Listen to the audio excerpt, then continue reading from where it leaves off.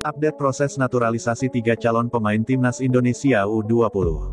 Begini kata Ketua Umum PSSI, Erick Thohir. Seperti diberitakan sebelumnya, Timnas Indonesia U20 akan menaturalisasi 3 pemain keturunan Indonesia Belanda. Mereka adalah Rafael Struijk, Ivar Jenner, dan Justin Hubner. Namun, hingga saat ini proses naturalisasi itu belum berlanjut lagi karena DPR sedang reses.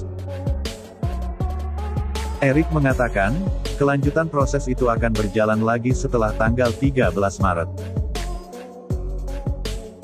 Soal naturalisasi pemain, surat sudah dikirim, tembusan ke DPR, DPR lagi reses, rencana tanggal 13 Maret mulai didorong oleh DPR, seperti apa prosesnya, diikuti, ujar Erick kepada awak media di GBK Arena, Jakarta pada Jumat tanggal 10 Maret tahun 2023. Berdasarkan jadwal, DPR RI memang tengah reses sejak tanggal 17 Februari lalu.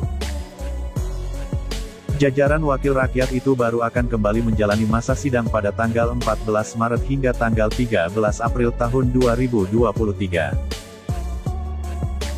3 pemain keturunan tersebut akan menjalani sidang dengan DPR RI sebelum dinaturalisasi. Mereka akan disidang oleh Komisi 3 dan Komisi 10 DPR RI. Setelah itu, proses naturalisasi ketiga pemain tersebut akan berlanjut ke Kementerian Sekretariat Negara untuk mendapatkan surat keputusan Presiden. Kemudian, ketiga pemain itu akan mengambil sumpah menjadi warga negara Indonesia. Bagaimana pendapat kalian? Silahkan tinggalkan di kolom komentar.